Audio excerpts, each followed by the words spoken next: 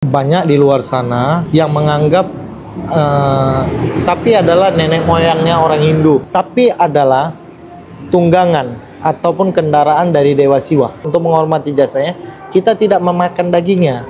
Sama saja kita membunuhnya.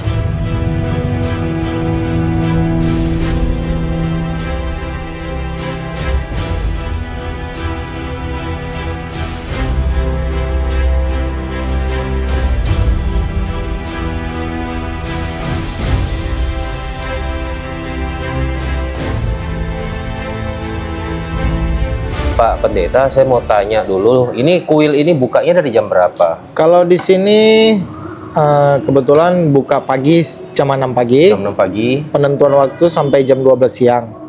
Jam 12 siang ditutup, waktunya untuk kebersihan, dibersihkan sedikit. Nanti jam 4 dibuka kembali sampai jam 8 malam. Lain kalau ada lagi kegiatan berjamaah ataupun kegiatan tambahan bisa sampai jam 9 malam. Kalau di sini tata cara sembahyang, yang pastinya pertama pada saat kita datang ke dalam kuil, kita membersihkan diri kita dengan tirta gangga amarta. Dia berada di tempat sana, tempat air cuci kaki, cuci tangan, membersihkan diri. Sesudah itu kita memuja ke Raja Gobrem. Raja Gobrem berada di menara atas kuil ini, yang di depan tadi. Sesudah itu masuk, kita sambung dengan pemujaan Dewa Ganesha. Diawalin dari pemujaan Dewa Ganesha. Sesudah Dewa Ganesha, kita berada menuju ke sembahyang arcanya dari Dewa Murga. Dewa Murga yang sebelah sana. Sesudah itu Dewi Mariamman disambung lagi dengan Dewa Siwa, dan selanjutnya ke Dewa Wisnu. Baru kita menuju ke Nawagraga dan penjaga kuil Idemen dengan Bhairava. Itu yang udah terakhir? Udah terakhir, yang di luar itu udah terakhir. Jadi pemujaan apapun yang diawalin harus diawalin dengan pemujaan dari Dewa Ganesha. Dewa Ganesha adalah simbolisasi dari Dewa Utama. Dewa Utama. Dalam pemujaan. Jadi Dewa Ganesha berupa berbadan manusia, berkepala gajah seperti itu. Memiliki belalai. Memiliki belalai seperti itu. Dia adalah putra dari Dewa Siwa yang utama. Jadi pemujaan dia diberikan anugerah oleh Maha Wisnu, membuat satu pemujaan. Apapun pemujaannya, dimanapun pemujaannya harus diawalin dengan pemujaan Dewa Ganesha. Baru pemujaan itu diterima. Dia adalah yang utama. Yang utama seperti itu. Jadi dia diberikan satu mukjizat seperti itu, satu anugerah harus diawalin. Jadi apapun pemujaan yang kita melaksanakan, dimanapun pemujaan harus diawalin dengan pemujaan dari Dewa Ganesha. Jadi anugerah itulah yang beliau dapat. Jadi apapun pemujaannya, dengan memuja dari Dewa Ganesha yang diawalin, pemujaan itu bakalan diberkati, mendapat berkat dari Tuhan seperti itu. Barang pemujaan seperti arcene. Arcene ada persembahan kepada para dewa dan dewi. Itu di situ ada dupa, bunga, palem seperti buah. Ada beberapa macam buah yang diberikan untuk kepada dewa.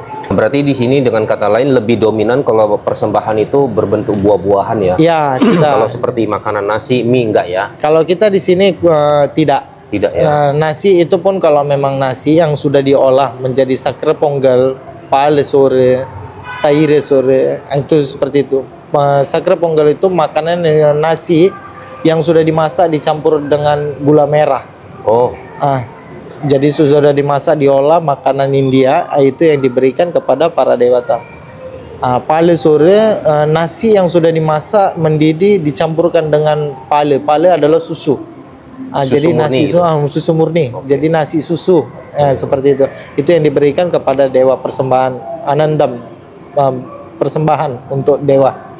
Seperti itu. Diawalin pemujaan dari Dewa Ganesha, sesudah itu Murga, Mariamman, Siwa, sesudah itu Maha Wisnu, dan disambung yang di luar Nawagraga, Idemen dan Bhairava. Terus Pak Pendeta, ini tadi saya lihat setiap ada umat yang datang untuk ritual gitu ya. Saya lihat Pak Pendeta itu memberikan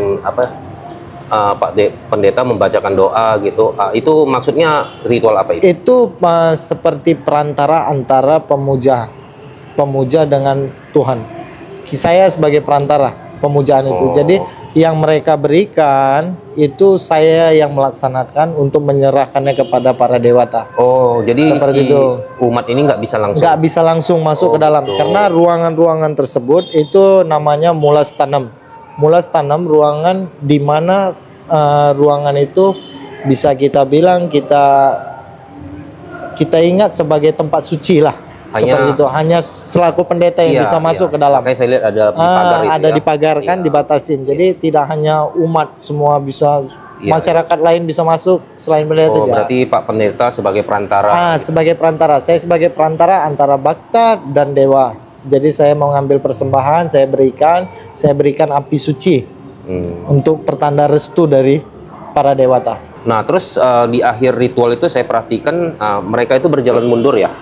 Sebenarnya kalau berjalan mundur, pada saat kita masuk ke dalam kuil, kita masuk dengan menghadap depan.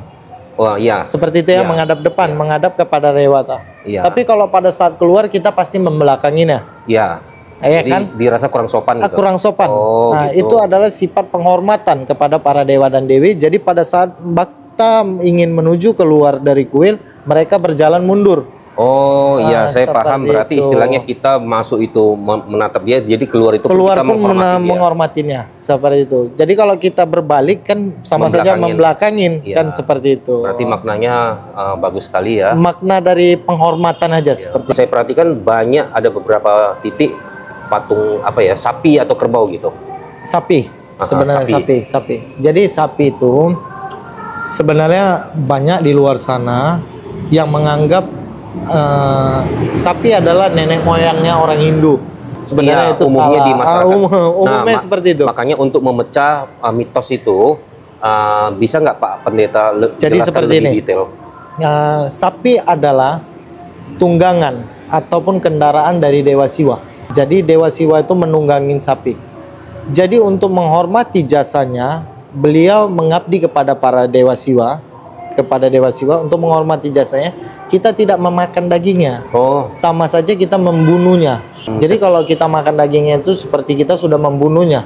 Sedangkan si sapi ini berjasa sebagai kendaraan gitu. Sebagai kendaraan Dewa Siwa sendiri. Nah, jadi dia mengabdikan dirinya untuk dari Dewa Siwa. Seperti itu. Jadi kita dalam aturan agama, kita kenapa dibilang tidak makan sapi? Kita boleh minum susunya. Boleh. Susunya boleh kita konsumsi. Karena apa? Hanya sapi yang bisa menggantikan seorang ibu. Susu sapi itu memberi sumber kehidupan. Iya. Jadi anak bayi itu kalau nggak ada ibunya, susu sapi yang bisa menghidupkannya, seperti itu, sumber kehidupan gitu. Tapi tidak dengan cara memakan dagingnya. Hindu tidak ada yang namanya memakan daging sapi. Ya, ada baiknya juga sih pendeta mengutarakan demikian ya. Jadi persepsi di masyarakat itu bisa terbuka ya, seperti itu. Kuil Mariaman Kuil kita menyediakan ambulan. Yayasan Mia Mariaman Kuil menyediakan ambulan sosial, ambulan jenazah. Kita ada menyediakan peti untuk meninggal, seperti itu. Kita membantu masyarakat kalangan orang yang kurang mampu ataupun yang kurang berkecukupan, seperti itu. Tanpa dikutip biaya. Tanpa dikutip biaya. Itu adalah sosial dari Yayasan Perhimpunan Sri Mariaman ini. Umat yang selesai ritual, mereka mengambil warna merah atau putih dioleskan di sini. Itu Pak Pendeta maknanya apa? Terus warna merah itu apa maksudnya? Warna putih maksudnya apa itu? Kalau putih Vibhuti, kalau merah adalah Kunggamam, dan yang kuning itu Sandanam. Berarti kita kalau memakai yang putih itu adalah Tripura, lambang dari Dewa Siwa. Lambang Dewa Siwa. Seperti itu. Kalau yang Kunggamam adalah Sakti, berkat dari Ibu Mariaman. Seperti itu. Ada Sandanam. Seperti itu. Jadi ada beberapa orang yang memakai di kening, memakai Tripura. Seperti itu. Ada yang memakai Sandanam. Ada satu wanita, di mana wanita yang sudah menikah memakai sindur di atas belayan kepala, di belahan rambut, belahan rambut ini yang di atas ini mereka memakainya di situ, yang dinamakan sindur. Itu yang merah biasa dipakai, menandakan bahwa beliau sudah menikah. Jadi mereka yang sudah menikah itu pakai itu di atas belahan rambut ini. Kalau untuk di Hindu sendiri, Biasanya kalau yang meninggal itu lebih diutamakan kremasi atau makam gitu? Kalau kita dalam Hindu diutamakan itu kremasi. Kremasi ya. Dikremasi. Karena Alasannya kenapa pendeta lebih diutamakan kremasi? Kita mengikuti aturan dari tata cara agama yang dilaksanakan dari India Selatan. Nah, jadi mereka di sana itu sisa mereka itu pemujaan pada saat mereka meninggal semua dikremasi. Itulah garis keturunan yang kita ikutkan. Tapi banyak juga sekarang dengan modernisasi keadaan duniawi sekarang kan, dengan modernnya perkembangan zaman, banyak sekarang yang sesudah meninggal dimakamkan. Tapi kalau kita dalam aturan itu sebenarnya itu kremasi. Kremasi ya.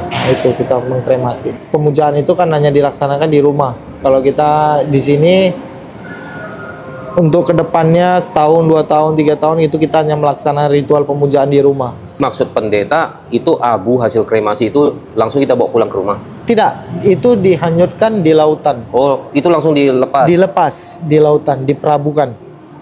Di lautan. Berikut dengan gucinya ya? Dengan gucinya semua. Dengan pemujaan yang dilaksanakan, pendeta-pendeta yang melaksanakan, prodiger yang melaksanakan, mereka menghancurkan gucinya itu, dibuang ke lautan lepas. Kita hanya datang di rumah itu hanya melambangkan simbolisasi foto saja, foto yang meninggal. Untuk istilahnya kayak menghormati lah, menghormati gitulah ya, ataupun mengirim doa ke beliau. Mengirim doa ke beliau. Jadi kita hanya sebatas foto yang kita taruh dengan karangan bunga, kalung bunga dipakaikan dengan pemujaan yang dilaksanakan untuk menghormati beliau pada saat masa setahun, 2 tahun, 3 tahun, 5 tahun, 10 tahun, seperti itu. Pemirsa, itulah sedikit ya pembahasan tentang kuil, tata cara beribadah di kuil. Terus kita bahas juga sedikit tadi tentang sosialnya gitu ya, yang untuk yang sudah meninggal itu bagaimana gitu ya. Jadi saya rasa penjelasan dari pendeta ini cukup bagus ya. Nah, jadi tadi pun Pak Pendeta ada menjelaskan tentang sapi. Jadi mudah-mudahan dengan penjelasan tersebut kita ini sebagai masyarakat gitulah ya, kita bisa lebih memahami tentang makna sapi itu ya. Seperti Pak Pendeta ya. Pak Pendeta sendiri vegetarian lah berarti ya? Iya, vegetarian. Sudah vegetarian lama lah ya, selama menjalanin ini ya. Masa pemujaan lah. Nah, jadi vegetarian diikutin. Sebenarnya kita mengikutin jati diri kita sendiri, seperti itu. Kita vegetarian mengingat kesucian dari diri sendiri lah. Oke. Seperti itu. Kalau boleh tahu nih, Pak Pendeta menjalani ini sudah berapa lama? Saya dari 2012 sudah terjun ke dunia pendeta. Itu memang dari hati atau? Panggilan dari jiwa sendiri, raga sendiri. Jadi kebetulan dari tutur keluarga, ada beberapa keluarga yang mengikuti ajaran pendeta. Jadi saya panggilan dari jiwa untuk mengikuti. Berarti kalau pendeta mau menjalani ini, apapun usaha di luar itu harus dilepas ya?